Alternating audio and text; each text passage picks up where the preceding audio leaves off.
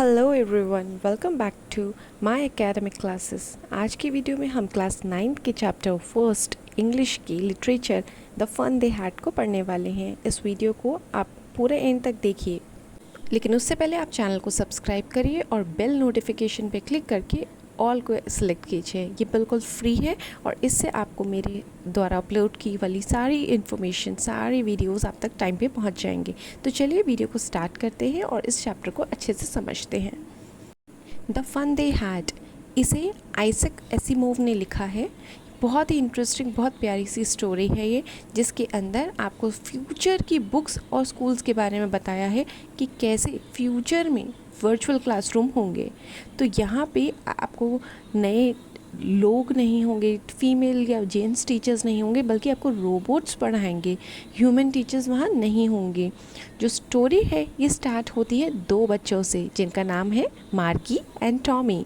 वो दोनों ही एक अलग दुनिया में रहते हैं जो कंप्यूटर्स ही कंप्यूटर्स है, जहाँ हर लाइफ में उनके कंप्यूटर्स ही यूज़ होता है। बच्चे अपनी क्लासेस भी वर्चुअल क्लासेस की तरह लेते हैं। उनकी क्लासेस में सिर्फ कंप्यूटर्स होते हैं, उनके वर्चुअल स्कूल्स होते हैं।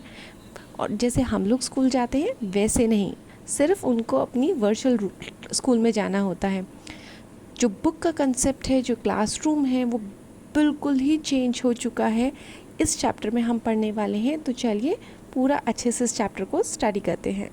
बच्चों, इस चैप्टर के अंदर कई सारे इंपॉर्टेंट चीज़ें आएंगी जो मैं आपको एंड में बताऊंगी, तो आपको उन चीज़ों को ध्यान में रखना है अगर आपको अपने मार्क्स इम्प्रूव करने हैं तो पढ़ाई में आसानी होगी। इस चैप्टर के अंदर दो मेन कैरेक्टर हैं, टॉमी एंड मार्गी। टॉमी 13 इयर्स का है और मार्गी 11 ईयर की बच्ची है।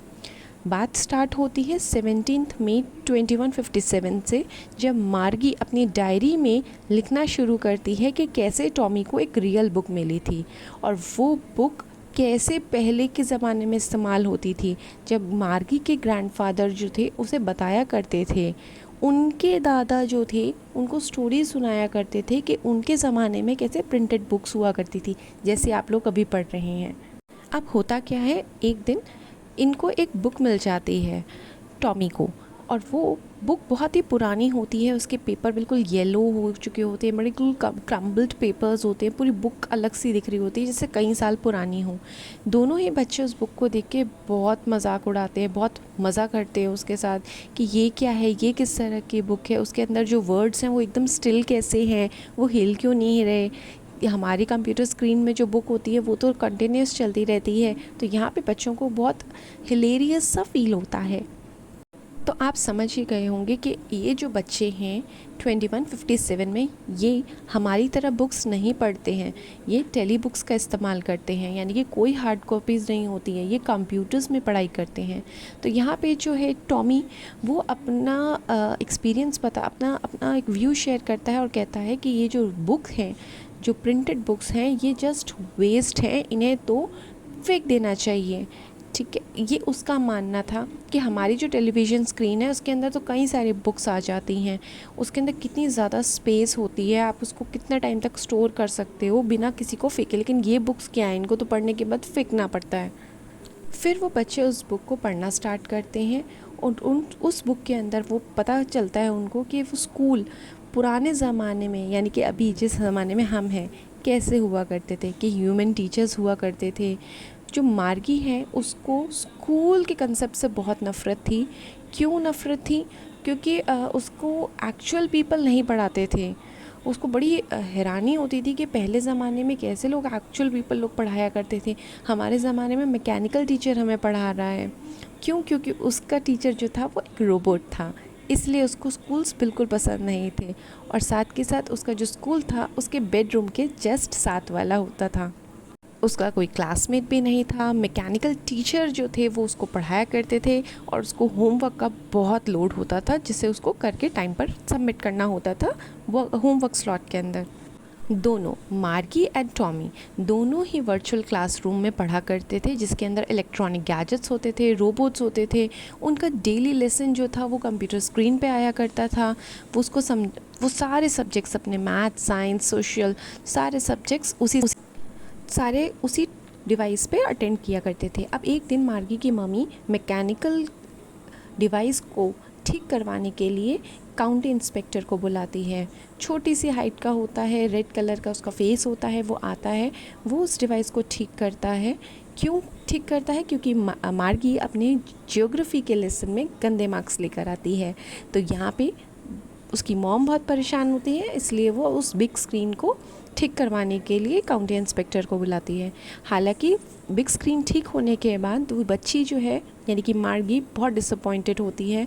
क्यों? क्योंकि अब उसको फिर से उसकी क्लासेस ज्वाइन करनी पड़ेगी, फिर से काम करना पड़ेगा।